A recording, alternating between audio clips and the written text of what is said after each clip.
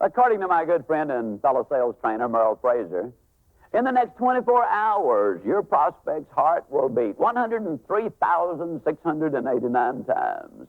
His blood will travel 168,000 miles. His lungs will inhale 23,240 times. He'll eat 3.5 pounds of food. He'll exercise only 7 million of his 9 billion brain cells. He'll speak 4,800 words, of which 3,200 involve something about himself. And not a single one will be about you, your products, or services, unless you figure out a way to involve him emotionally with your sales situation.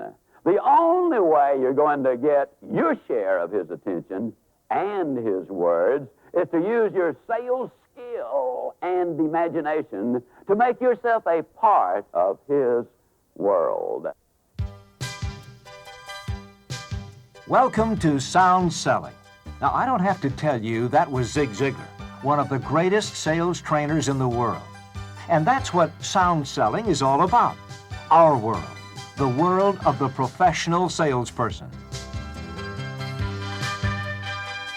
Accountability. See, that's the key word. Stay with the person. Stay with the client. Help them through whatever their problems are. That's where the referrals come from. That's where very happy clients come from. And isn't that what we all want? A deep, long client base that we can call up and ask for another referral. Or they call us and say, hey, Sheila, I like this, I like that. Why don't you call so-and-so? Service is an attitude, not a department. Sound Selling is a monthly publication of the Nightingale Conant Corporation. Each issue is carefully designed to bring you the newest and best ideas on topics that will not only interest and entertain you, but which are vital to your career. Along with the bright new stars in the training field, you'll hear from some of the grand masters, classic advice from the legendary sales professionals. Then exactly what should we do after we hear the words, your price is too high?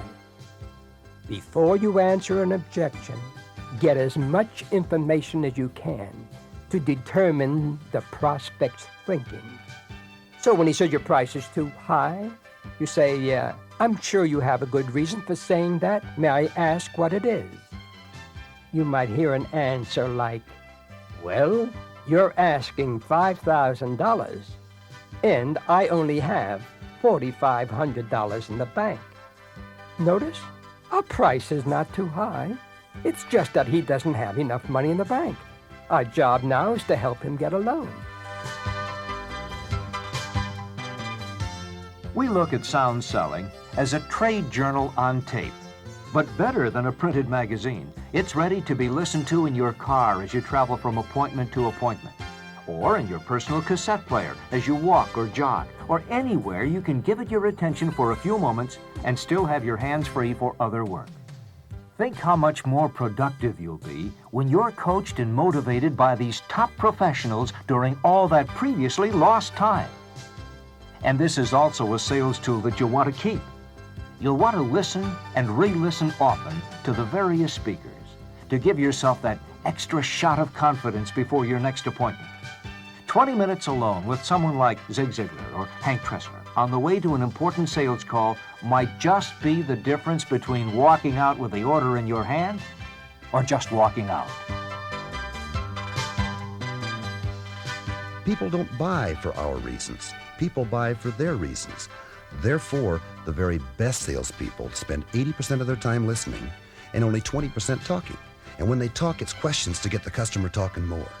You see, if I ask you a question and you respond to it, you will say something which will take me in one of two directions. A, closer to my sales goal, in which case I want to be sure to get on your side and agree with you and give you a lot of support.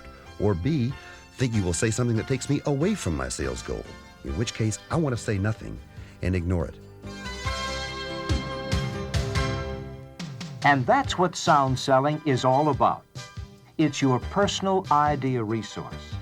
That's something extra that will intrigue you and coach you to higher levels of performance because it's designed with only one person in mind. You, the professional salesperson. Your host on the monthly 2 cassettes of Sound Selling is the dynamic speaker, author, and sales professional, Roger Dawson. Roger is best known to Nightingale Conant listeners as the author who told you how to get anything you want in Secrets of Power Negotiating, and how to make your life an adventure in his other cassette program, Invisible Opportunities. Roger Dawson knows sales. Before becoming a full-time lecturer and trainer, he worked his way up through the ranks to become president of a large real estate company in California. He was responsible for 450 salespeople in 28 offices. He heard their triumphs and defeats, and he learned how to solve their problems and help them progress in their careers. He's convinced that any salesperson can achieve greater success by developing and improving practical selling skills, people skills, along with the inspirational and motivational skills that we need to keep us excited about our goals and careers. You'll hear his message loud and clear in every issue. But enough talk. Let's have some action. To open the cover of Sound Selling, here's Roger Dawson. Thank you, Clark, and hello to you. You know they say that selling is easy if you work at it hard enough. If ever there was a man who knows about making it look easy, that man is Larry Wilson. Someone once called him a super salesman who sells sales to salespeople. And that's just part of his story. Here's a man who had just turned 29 when he became a lifetime member of the $1 Million Round Table. He'd sold over $15 million of insurance in only 5 years. One of the central lessons in Larry Wilson's sales course is what he calls empowerment. The idea is that you are in charge, and don't you forget it. If you run into a customer you can't close, walk away and put it out of your mind. Don't carry around the burden of a sale you missed. In other words, get the monkey off your back. When Larry was doing research for his new book, Changing the Game, The New Way to Sell, he designed sophisticated surveys which questioned salespeople around the world. The essence of the survey was, what's happening to you out there in the world of sales? Let's let Larry tell us what those survey replies told him. Almost all of them came back pretty much saying this: it's tougher than it's ever been. It's more competitive than it's ever been. It's more complex than it's ever been. And then most of them went on to say, and it's more stressful, not as much fun as it used to be. Well, there was, in fact, a small minority, however, that came back and said it's tougher, more competitive, more complex, but it's more adventurous and more exciting than it's ever been.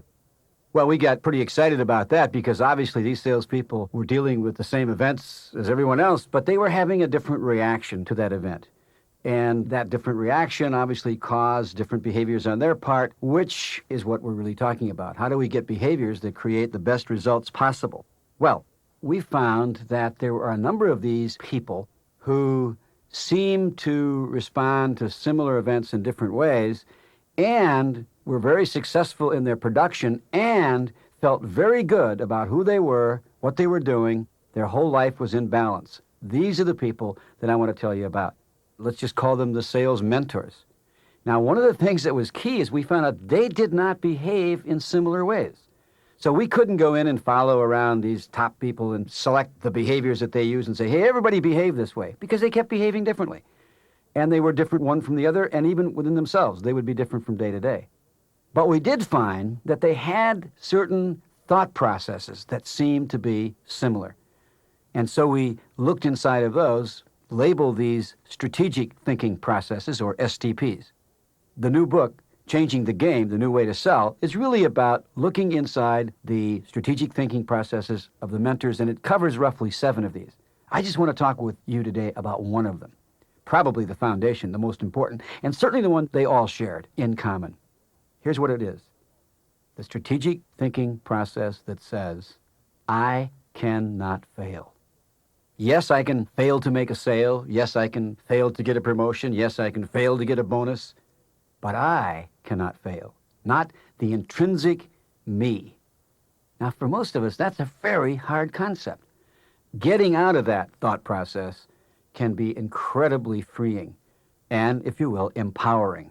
That's the word that we really use. When I come from the total power that I have available to me, that's been given to me, I'm in a position to not only do better in my performances, but I'm in a position to feel better. I'm in a position to be more creative, to have deeper relationships, to live, if you will, life to its fullest. So, what is it that gets in the way? And what is it that helps us get out of whatever it is that gets in our way? That's probably, hopefully, what you want to know. Let's take a look at what gets in our way. It's not a new word. It's not a new phenomena. It's one that we're all familiar with. The word, of course, is fear. F-E-A-R. We're afraid. Now, you may say, hey, wait a minute. I'm not afraid. I'm a big adult person here, grown up. And it's hard to admit that we're afraid. My experience is everybody's afraid. And they're afraid at levels and scared at levels and fearful at levels that they're not even conscious of. You know, Marshall McLuhan once said, we don't know who first discovered water, but we're pretty sure it wasn't fish. What that simply means is, if it's going on all the time, we don't even recognize it. I'll give you an experience, and you see if you can identify with this. I want you to be on a freeway. I want you to be late for an important appointment. I want you to begin to experience panic.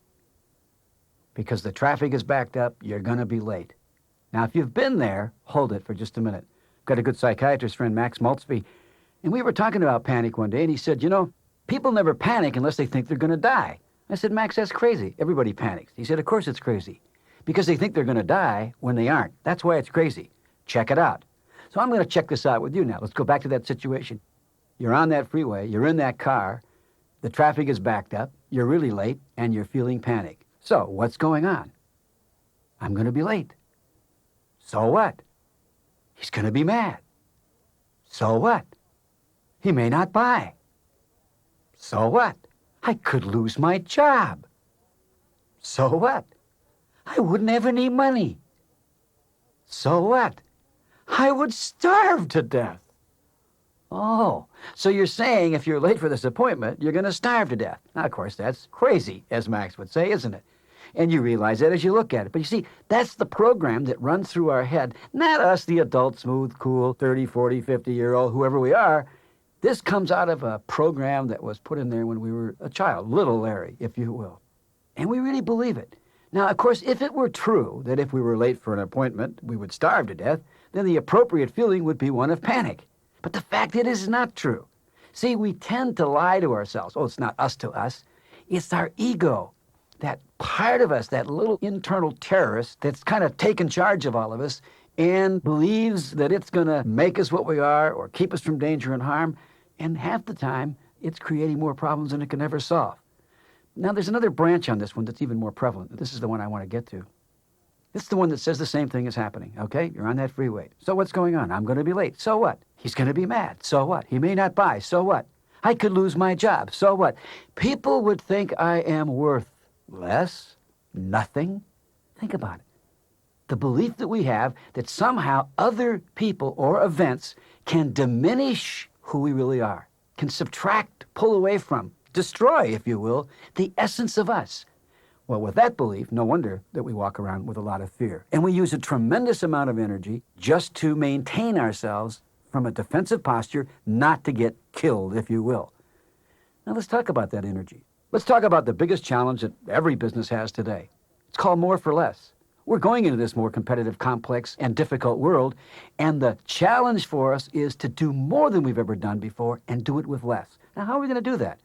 There's a law of physics that says, hey, you can't do more with less unless something changes. Well, that something to change is something inside of us. For example, if we could take all that energy that we're using to defend and guard and protect ourselves and free it up, we've got energy in abundance. We can do more. Now, we're not doing it with less because we always had that energy, but we were just using it in a different way. So if we can divert it, I'm talking about becoming less defensive and therefore more offensive. That is, more tools to be able to be more creative, have more innovation, be able to be more loving, whatever words we want to use, including feeling better about who we are. It's hard to feel good about who you are when you're defensive, guarded, protective, and when you're really feeling like you have to prove yourself, because that's the key question. Let me give you an example. A few years back, I was chairman of Wilson Learning Corporation, a company that I started, and primarily deals with salespeople around the world. And in that process, we used to do all kinds of things. And one of the things we did is we got a group of life insurance agents together. This was particularly agents who were in their second year of production and had done very, very well in their first year. and we were doing a recruiting film for the insurance industry. That was the setting. Well, we had 10 of these, and the name of the program was 10 Like Me. The idea was, look at all these very successful people from various backgrounds. Somebody in there is someone you can identify with, and they're all very successful. So I had them at my house for dinner. And remember, they were all very successful as a result of their first-year achievements. And I kind of said to them, how's it going? And the normal, hey, it's great, but I sense a little bit of a crack in the armor, and all of a sudden it opened up. And what these people began explaining and sharing with each other, that they were terrified. That although they had been very successful, they, A, weren't quite sure how they did it, and B, felt incredible pressure to have to do it again. And they were under so much pressure that they weren't even enjoying the success they were having. Well, this led to a lot of thoughts about what's going on. And I guess a fair question to ask any of us about our work is this. And the answer to this, I think, is the key to everything. Am I working primarily to prove myself or to express myself? That question and how we answer that is the key to what's going on inside of us, and to the pair of glasses that we really have on by which we see the world. Now, it's not that I've got this all figured out in my life and I'm perfect on it, but I have learned some things about it. Larry Wilson brings up a good point. Why do you go to work every day? You fill your hours with tracking down leads and setting appointments and filling out call sheets. But why? Stop a minute and think about it. I can hear you. Hey, Roger, I don't know about you, but I have to feed my family. Well, sure you do. We all do. But it's more than that. Are you out there pounding the pavements to just earn a living? Or are you trying to prove your own worth? Perhaps you're trying to express the real you that's bubbling just below the surface. Are you ready to make a transformation? A quantum leap towards new personal and business success? Larry Wilson did it, and you can too. I had an uncle in the insurance business. He said, why don't you come in the insurance business? We'll give you a $400 draw against commissions. I didn't hear that part about draw against commissions. I just heard $400. I figured I'd never have another problem as long as I live. At any rate, I took the job. But I brought with me a belief in the insurance business that everybody ought to always love me. Well, I started getting immediate feedback in that one. And after 6 months in the business, I decided that this was a terrible, awful business. That this business was making me miserable. That this business was doing it to me. So I decided to quit. Now, in the process of deciding to quit, I had a friend who said, hey, you're going to quit? I said, right. He said, I'll give you a book to help you quit. Well, I was very open for that. He gave me a book to help me quit. Little trick on his part, because the book was written by a Viennese psychiatrist who was a psychiatrist prior to World War II. And he was thrown in a Nazi concentration camp, and the book was his experience of being a psychiatrist in a Nazi concentration camp. Now, you know the book is Viktor Frankl's Man's Search for Meaning. And if you remember that book, he dealt with all these people who were at maximum stress. We know people were shot, killed, gassed, and people were sitting there waiting to find out what was going to happen to them. Well, he found a few people out of that group that, although the experience was the same, were coming at it, thinking about it, and having the experience different than anyone else. And that's what, of course, the book was about. And remember, he focused in on what it was that allowed these people to experience this awful thing differently. They didn't ever like it. That's not the point. But they never let it take them over. They experienced what Viktor Frankl called the final freedom. No matter what's happening to me out there, I have the choice to decide how to respond to it. That's the responsibility that each of us has. They grabbed their power and they used it, and they never let that go. Well, here I was, a white, middle-class, $400 a month, Midwestern college graduate who was in fact terrified by rejection. I believed that as I failed to make a sale, I was failing. So I ended up making two very important decisions. Now, I believe that these decisions changed my sales career, which allowed me to become the youngest lifetime member of the $1 Million Round Table, and that allowed me to start Wilson Learning Corporation, and that allowed me to do all the other things. Two very important decisions came out of that experience after having read Viktor Frankl's book. I said, okay, first decision, no one sale is ever going to be important to me. You say, Larry, that doesn't sound like a sales training slogan to me. I don't think that would go well in our company. Listen carefully. I'm talking to myself now. No one sale is ever going to tell me who I am. or who I'm going to become.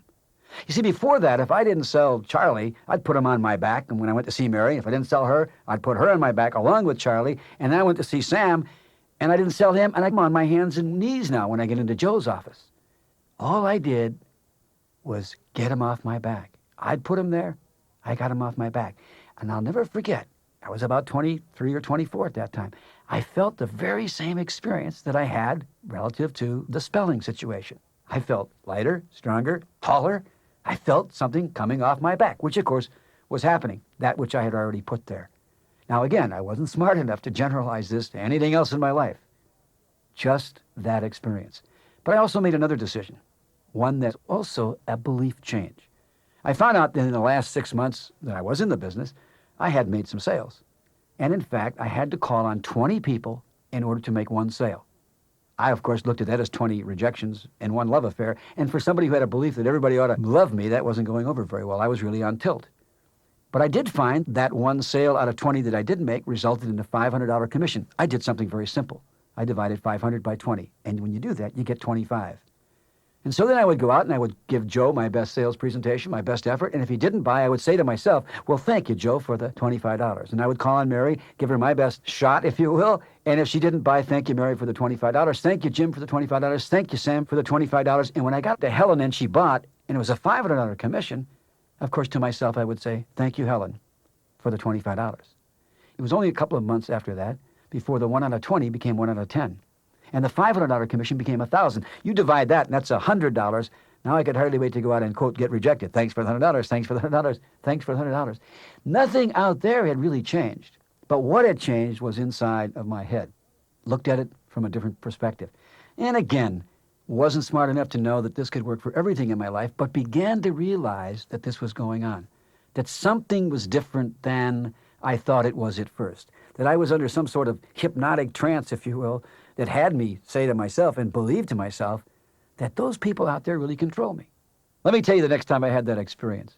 A million years ago, I was an all-conference quarterback in football. I was the senior welterweight boxing champion at the University of Minnesota. That's only important in the context that by the time my son was 2 years old, I had the regular toys you would expect in his crib, you know, footballs and basketballs and hockey sticks. And at any rate, by the time he was a senior in high school, he had broken his jaw twice in high school football. That's my boy. First year at Colorado College, broke his leg in college hockey. Okay, kid, now you're getting it. Well, because he had broken his leg, he had to go to summer school at Colorado College. And while he was in summer school, he wanted to build up his leg muscles for hockey and football and all these things. And he got in a ballet class to build his leg muscles up. And he got hooked on ballet. My son, a ballerina. Now, every father knows what that means. One of the nice things about having kids, if things aren't working out just the way you expect, you cannot call up personnel and say, do not send me another one of them. Well, at any rate, I had to watch my son dance. This was hard for me, but when I finally got over my problem, I began to learn something. I learned that all my life I had confused two words. The word to achieve and the word to compete. I thought they meant the same thing. For example, I knew that the way I knew I won was if you lost. The way I knew I lost is if you won. I mean, that was a simple way to keep score. That was the pair of glasses that I had on. Now, I didn't know if you extended that all the way, that win-lose idea, that somebody's going to win and somebody's going to lose. What I was really saying was, everybody out there at some level is ultimately got the power to let me know if I won. It's like going to a play and having to wait the next day until you read the critics' report to decide if you like the play. And of course, when I'm saying to you, tell me if I'm okay, I'll stand over in the corner and just wait whether it's thumbs up or thumbs down. I'm terrified over there. And also, it's pretty hard for me to get very close to you if you have the power over me to decide who I am. Well, anyway, I finally got it. I said, hey, wait a minute, this whole game is crazy. And all of a sudden, it began to come to me that, hey, I've got choices here about who I am. And if I can understand that no matter what happens, I, the intrinsic me, the real self, is not up for grabs. The essence of who I am is who I am. And you can't fail at being who you are. You can fail to do a lot of things, but you can't fail at being who you are. And you know, if you can come from that position, as these mentors did and do, if you can come from that almost center, powerful part of who you are, you can shoulder all kinds of disappointments, if you will, because that's all they ever are, or all kinds of challenges, opportunities that we sometimes call problems, and you'll come at them from a different part of who you are. You'll get different results.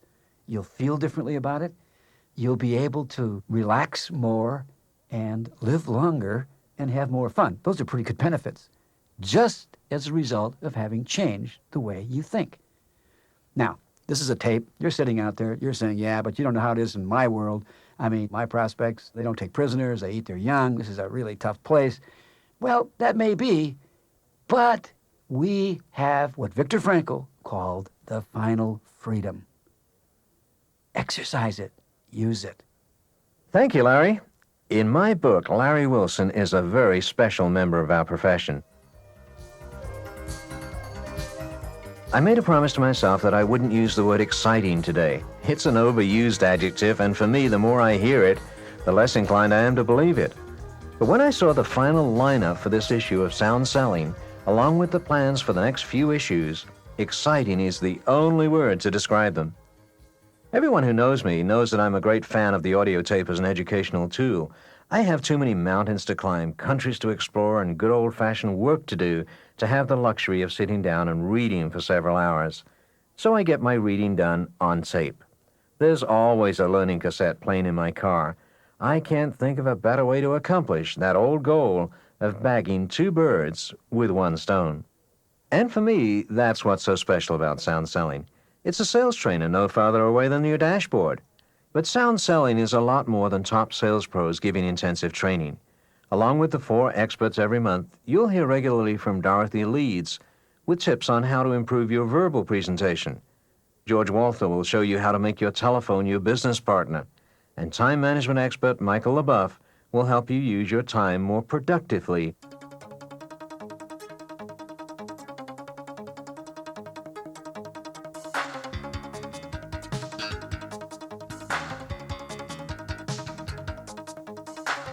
And now, a Working Smarter Time Tip with Michael LaBeouf. Procrastination is the single greatest time waster of them all. In my time management seminars, I usually ask people, would all procrastinators please raise their hands? And about half the hands go up, and then I say, thank you. Well, now I know who's telling the truth. The fact is we all procrastinate from time to time. It's the science of keeping up with yesterday. There are a number of reasons we play the put-off game, but the 2 biggest reasons are that a task is overwhelming or that a task is unpleasant. Well, here's a tip to fight each one of those. Take that overwhelming task and break it up into as many 5 or 10-minute jobs as you can think of and start tackling the first one today. I think back to the time when I first started writing, and I was always putting off starting that first book because I used to think that if I sat down and started writing a book, I couldn't get up until it was finished. But then one day it occurred to me, if I write a page a day and I want to write a 200-page book, I'll finish in well under a year. And I did. So take that approach with your life and your overwhelming jobs. Break them up into 5 and 10-minute jobs and tackle the first one now. As for the unpleasant job, one way you can handle it is take something like cleaning out the garage as an unpleasant task. Tell yourself, well, next Saturday at 1 o'clock, I'm going to devote from 1 to 1:15 to cleaning out the garage. And when 1:15 comes, if I want to, I'll quit. Otherwise, I'll keep going. What you'll usually find, though, is the old law of inertia applies. A body in motion tends to remain at motion, and a body at rest tends to remain at rest. Once you get started, you've usually got the momentum to follow through. Now, if the task is an unpleasant one that can't be handled piecemeal, just do it, like firing an employee or being the bearer of any kind of bad news. It's better to just do it and let it be done. Because if you don't do that, you're going to have more unpleasant tasks in the future, and they're just going to pile up, and problems create problems. Do it now. One of the greatest things you can learn to work smarter. And I'm Michael LaBeouf. This has been a Working Smarter Tip with nationally known time and management consultant Michael LaBeouf.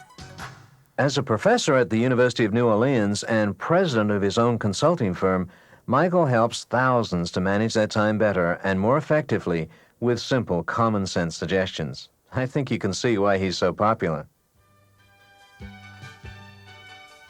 On side 2, we're going to hear from one of the legendary salesmen in the real estate field.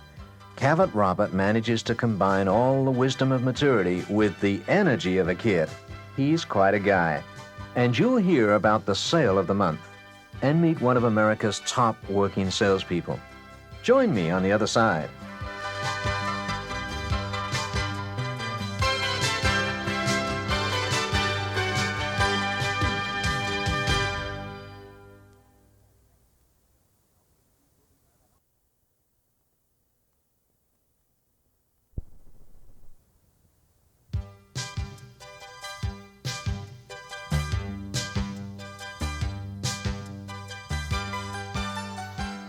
You know, there isn't a salesperson in the world who couldn't give us at least one valuable piece of advice.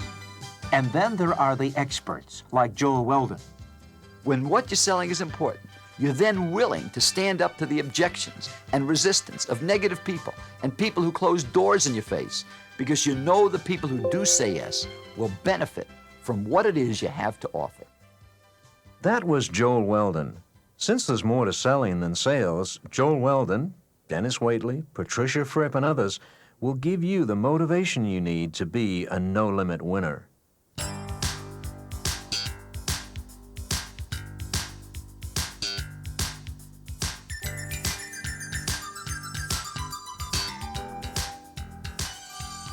An important feature each month in sound selling is what we call the Sale of the Month. Now, in each issue, we'll tell you about an outstanding sale that illustrates a basic principle of selling. The stories we get from you will be more interesting than any textbook. This month's sale was rung up by Debbie Schneider.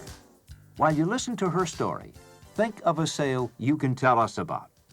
Debbie Schneider sells for the Patton Corporation in West Virginia. The company was started in Vermont in 1967 by Harry Patton. It went public in 1985. The Patton Corporation specializes in purchasing large parcels of land and then subdividing them for sale to people who'd like to own a piece of land in the country. Sometimes the buyers build a second home on the land. Often, however, they leave it unimproved. It becomes a place to visit for summer picnics and a place for future generations to enjoy and profit from.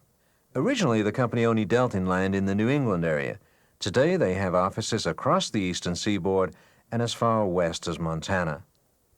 Since most of their buyers are affluent people with large amounts of disposable income, Debbie Schneider wasn't exactly overjoyed when a rundown old taxicab pulled up in front of her office. She didn't get any happier when the driver, Jason, came into her office with his 4 children and an ad run by the company in a local paper. The other sales agents were openly amused as this group invaded Debbie's office. To make matters worse, the taxi driver insisted that she take them all out to see the advertised land. As Debbie wrote, It didn't seem to be my day. We went out to my car, but it was too small for all of us. So Jason put 2 of the kids in my car, and the others rode with him in the taxi. It sure wasn't the way I usually show property. To make matters worse, the taxi broke down while we were driving to the location, and we all waited while Jason fixed it. By the time we got out to the property, I was calculating how much of my day I'd wasted and wondering how I was going to recover from it. Well, Jason looked at the lots and immediately chose the most expensive one, saying he'd take it. I told him it cost $19,900 and asked how much of a down payment he thought he could afford. Well, that seemed to confuse him, so I asked if he had a checking or a savings account. He said he had a checking account and pulled a grubby old checkbook out of his pocket. Then he confessed he'd never written a check before and he didn't know how to do it. Well, I was getting a little frustrated by now, but I carefully explained about the lower interest rate he'd get if he made a larger down payment. Finally, I asked him if he had $10,000 in his account.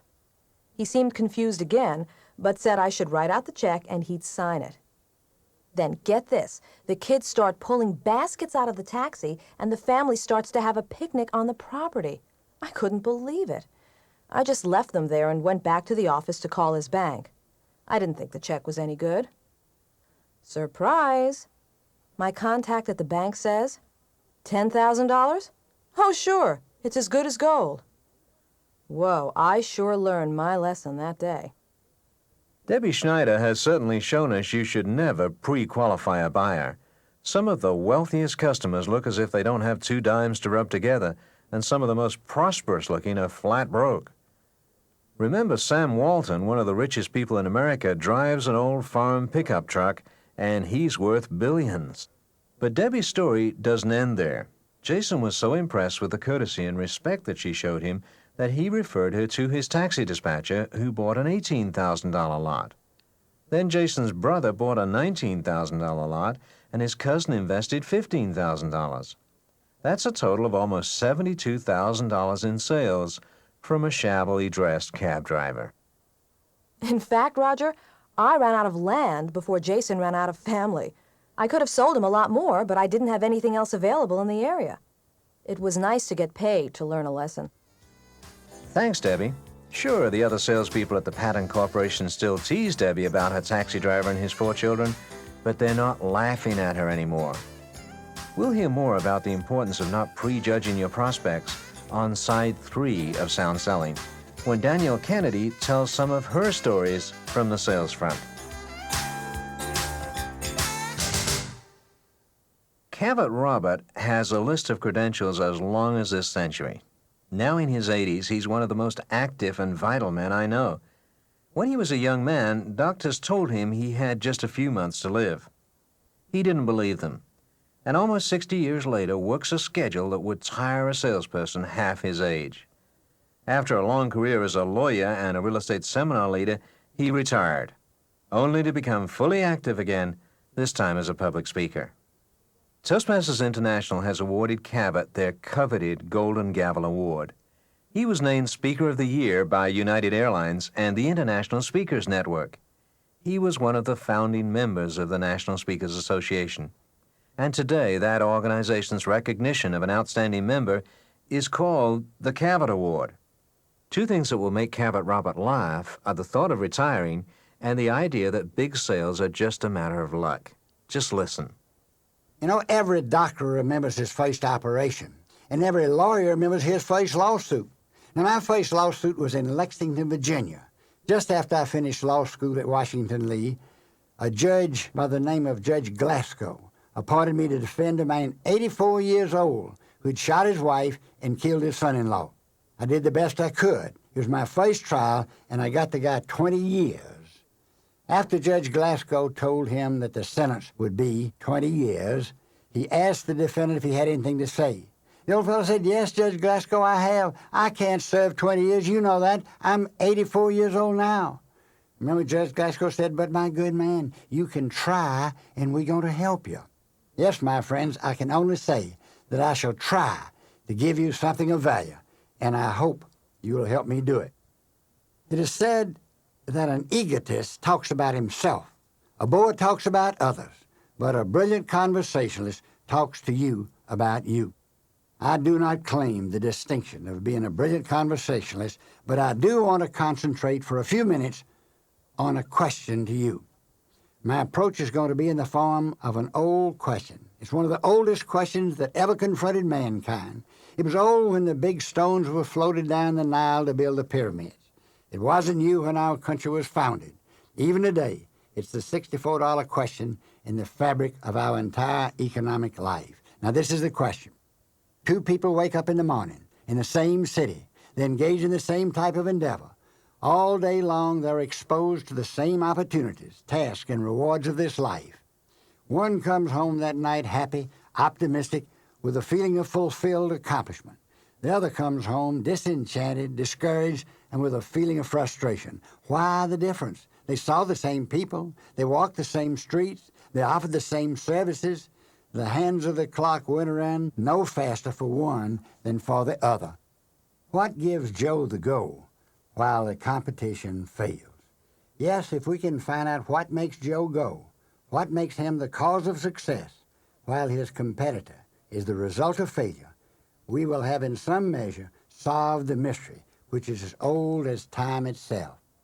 Perhaps the most authentic source is to go to Joe himself. What does make Joe go? Just lucky, I guess. Joe says he is successful because he's lucky. Well, our first impulse is to say Joe's just kidding. He's evading the issue. But let's not be too impulsive. Let's analyze his statement for a moment. Let's take the word lucky apart and examine it.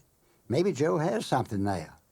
For instance, let's take the first letter of lucky. It is L. Joe tells us on further inquiry that L stands for loyalty. First, loyalty to himself, then loyalty to his company, and loyalty to his clients. First of all, Joe knows unless he is loyal to himself, he cannot be loyal to anything else. To thine own self be true, and it must follow as the night the day, thou canst not then be false to any man. He tells us that the name Joe has little meaning to other people, but to him it's the most important word in the English language. He informs us it is all he really owns, and if he loses it, he would have nothing. That's why he'll be loyal to it. guard it zealously, and keep it unsoiled as long as he lives. Shakespeare tells us, "He who steals my purse steals trash. 'Twas mine, 'tis his, 'tis been the slave of thousands. But he who steals my good name takes that which not enricheth him, yet makes me poor indeed." What other people think of Joe is not as important to Joe as what he thinks of himself. Yes, there is an everlasting human law which can never be repealed. Public opinion is a poor tyrant compared to what a man thinks of himself. But Joe's loyalty doesn't stop there. He's loyal to the company for which he works. He loves selling, and he loves the company for which he is selling.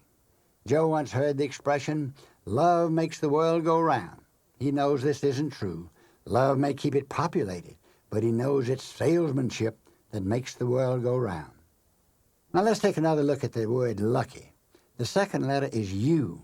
Joe tells us this stands for understanding. It's not enough just to have information. Emerson said, "A merely well-informed man is the most useless bore on earth." Joe is in the people business. It's not enough that he understands what people do. He wants to know why they do it. It's not enough even that he understands what makes them tick. He wants to know how to wind them up and keep them ticking. Yes, he wants to know the why behind the what. The test for insanity once was this. A person was placed in a bathroom with a tub full of water and given a bucket and told to dip out all the water.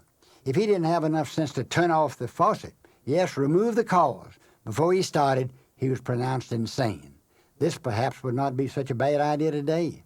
If my wife asked me what dress to wear, I couldn't advise her until I'd gone to the cause and found out whether she was going to a wedding, a funeral, or the races. A man drove his car into a garage. It was knocking. The mechanic listened a while and then tapped the engine at a certain place, whereupon the knocking stopped. "How much do I owe you?" he asked the mechanic. $10.10 was the reply. "Well, it's worth it, I suppose," he said, "but do you mind itemizing the bill?" "Not at all," said the mechanic.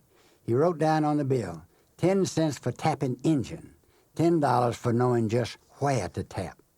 Yes, 10 cents for the what, and $10 for the why.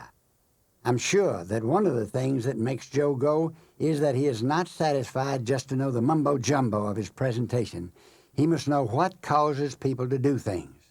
Also, Joe knows the brilliance of brevity and the divinity of silence.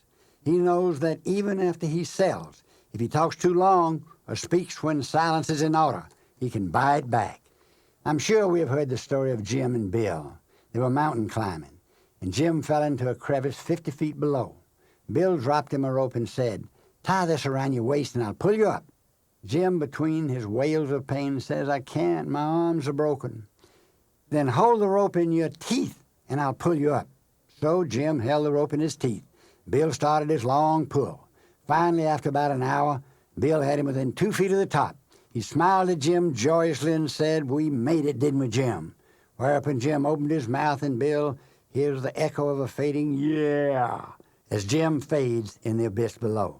How many times are we within reach of a sale, only to open our mouths at the wrong time and lose it all? And finally our hero knows and uses the great power of a cheerful disposition. He lifts the prospect up to his plateau of optimism. He doesn't gravitate down to the pessimist. He learned early that the world is a looking glass and reflects back to each individual his own image. I was conducting a sales seminar recently in Minneapolis.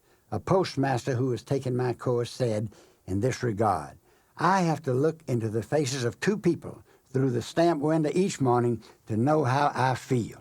And now back to our word lucky. We next have the letter C. Joe says this stands for character. Joe's no square, and he doesn't run around preaching sales evangelism or revivalism to other people. But he knows a man can't communicate better, he can't sell better. In fact, he cannot do anything better until he first learns to live better. The whole man must be developed. He can't concentrate on one phase of his development and neglect another. Truth is a whole, fragmentation an error. Furthermore, he knows that any company which doesn't recognize this fact is not worth the price of its front door key. Now mind you, Joe does not criticize others, because they don't hold the same standards as his. If the other boys prefer to drink down at Tomaine Tavern late at night so they can't see life the next day through rose-colored glasses, that's their own business. One of Joe's pals tells him that after one drink, he feels like a new man.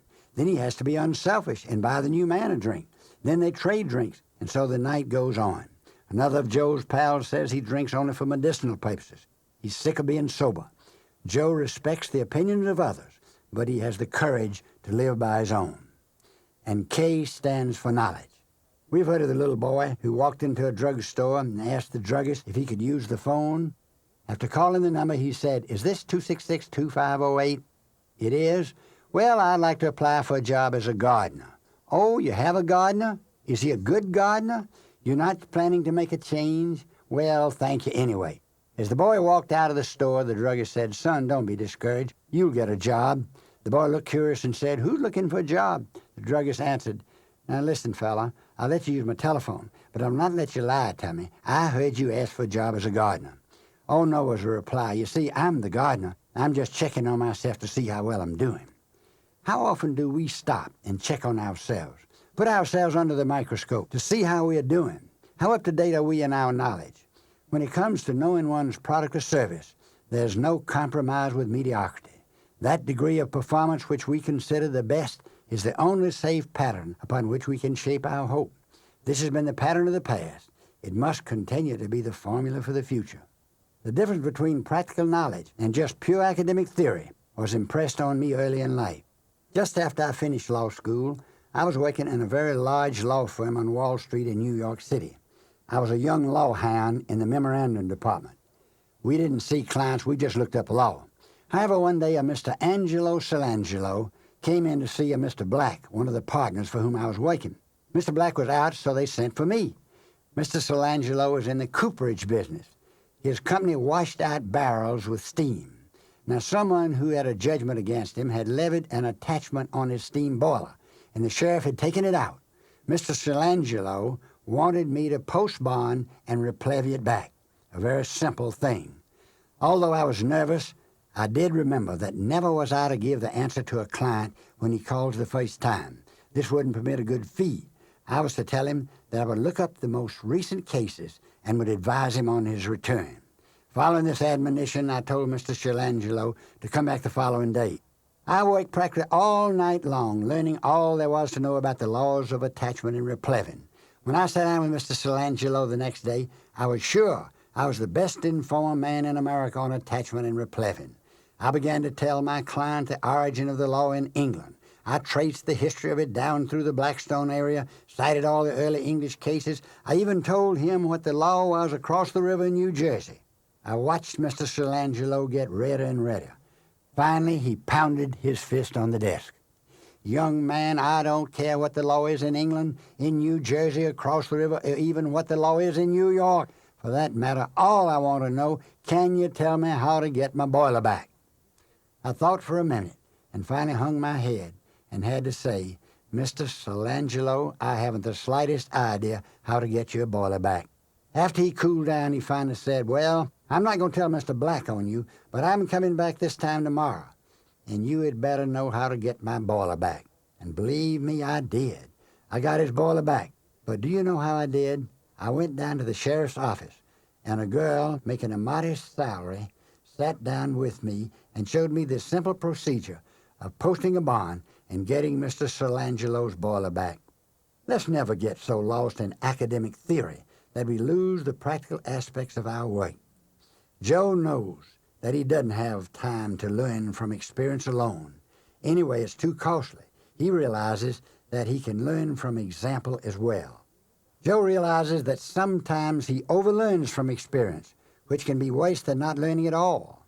For instance, Mark Twain tells us that if a cat sits on a hot stove, he'll never sit on a hot stove again, but he'll never sit on a coal one either.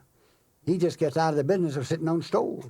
I've known salesmen who failed to close a deal on the first time act and received such an emotional trauma that instead of correcting the mistake, the salesman refused to call again on any prospect. And finally, Joe knows that Y stands for you. Joe says that success comes in a can and not in a can't. Joe knows that there is but one can opener, and that is you. This letter in Lucky is the very essence of human engineering, the very heart of the human equation.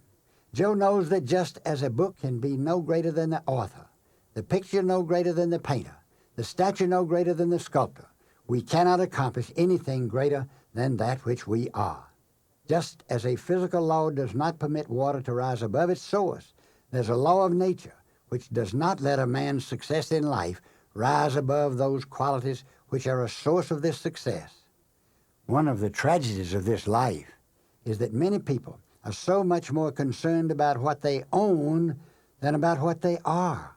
They would prefer having something than being something. Joe learned early in life that what he eventually would own is only going to be a byproduct of what he eventually is to be.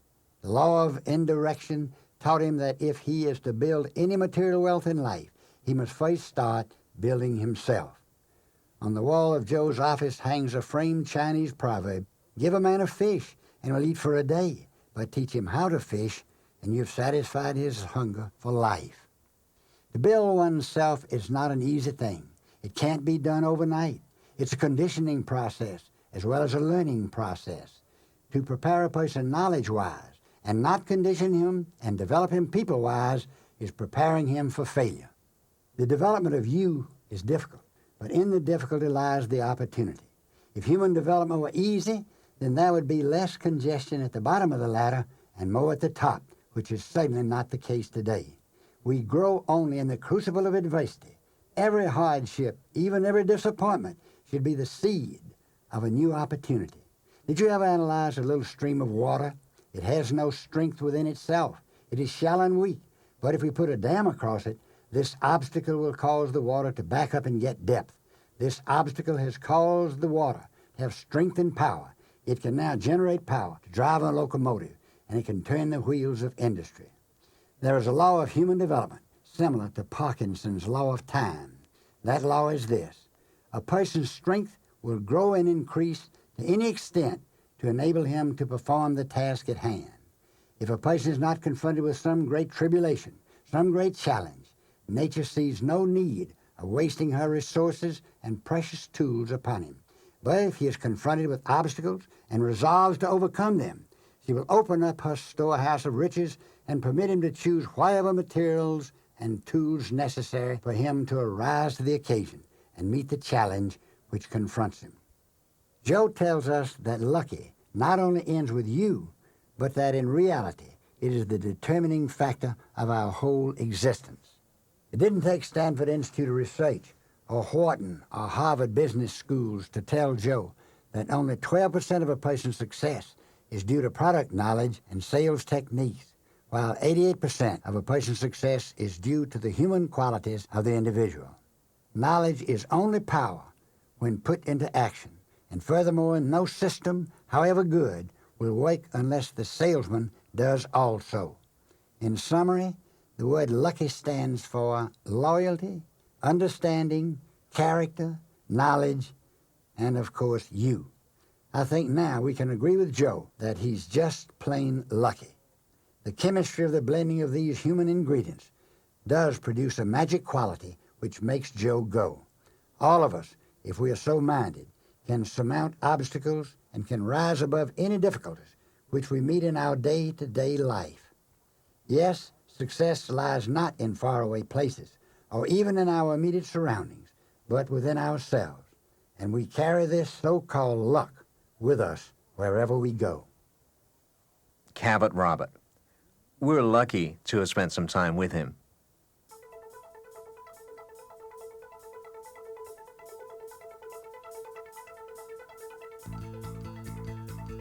Have you ever wondered what separates the super successful sales rep from the average salesperson? Why is it that some salespeople are always top producers no matter what conditions exist in the marketplace? These are just a few of the questions we'll answer in our Salesperson of the Month segment.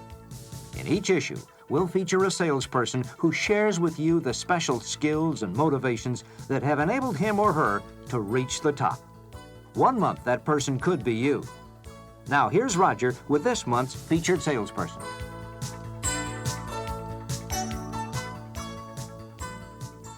Tom Wolfe is a leader in the insurance industry.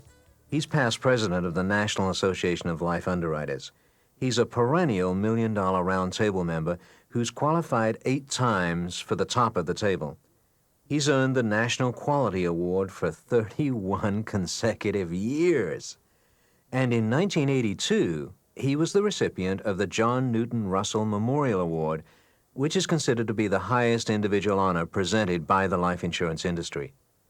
Tom remembers when he was first getting started in sales and has valuable advice for the novice and pro alike. The advice I'd give to people starting in sales is to make a total commitment to their new career. If we were getting married, we wouldn't just try it to see if we like it. That approach is doomed to failure in marriage and also in sales. Winston Churchill said, "The most important lesson in life is to never give up." To succeed in sales, in the end, we must decide in the beginning to never give up. Tom started out as a part-time agent working his way through college. When he graduated from the University of Connecticut, he sold insurance full-time. On several occasions in his career, he was the leading agent for such life insurance companies as Aetna Life and State Mutual. I decided to go into sales because I wanted to be my own boss. People are always griping because they don't like their work, their boss, their working conditions, or their pay. A great salesman by the name of Frank Betcher told me over 30 years ago that really successful salespeople usually love their work, are their own boss, make their own working conditions, and set their own rate of pay. It sounded great to me then and feels even better now. Today, Tom heads Wolf Zackian and Associates, a multiple lines insurance agency. He has been selected by Leaders magazine as one of the 20 most outstanding life insurance salespeople in the United States. Tom attributes a lot of his success in sales to a system he uses that both keeps him motivated and enables him to continue making sales calls. To motivate myself, I work with a point system. Every day I must earn a certain number of points, and I just keep working till I reach my goal. Each salesperson will have to adjust the system to fit their particular needs. But in my case, a referral is 1 point, getting an appointment, 2 points, a face-to-face meeting, 3 points, and a sale, 4 points. 16 points is my minimum goal, and I just keep working till I reach it. Maybe you've heard the saying, success comes to those who are neither afraid to fail nor discouraged by failure. That's true. Take it from Tom. He knows that as a salesperson, he's going to have to face rejection at times. But it's the way he reacts to this that makes him stand out. So how does Tom get going when the going gets tough? Babe Ruth struck out far more times than he hit home runs. Every great athlete goes through slumps. Salespeople do too. That's important to understand. I believe in the P&A formula. P for perspective. When things are going well, I say to myself, hey, wait a minute. In a couple of months, or perhaps less, I'm going to be in a slump. Things are going to be tough. You might ask me, how does that help you? Doesn't that seem negative? Well, it helps me because when that slump comes, I can say to myself, wait a minute, a predictable event has occurred. That's no reason to get all shook up. And then I think about the A. A for activity. When things are going bad, typically what we do is we retreat to our offices and read periodicals and study or shuffle prospect cards. That's never going to get the job done. We have to get out of the office and see somebody about something.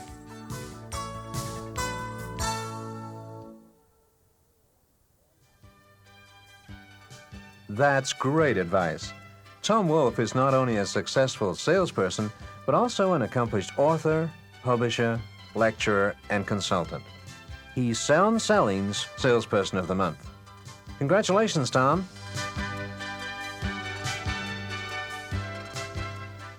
On side 3, we're going to hear from a fascinating lady who went into labor and came back with sales totaling $6 million.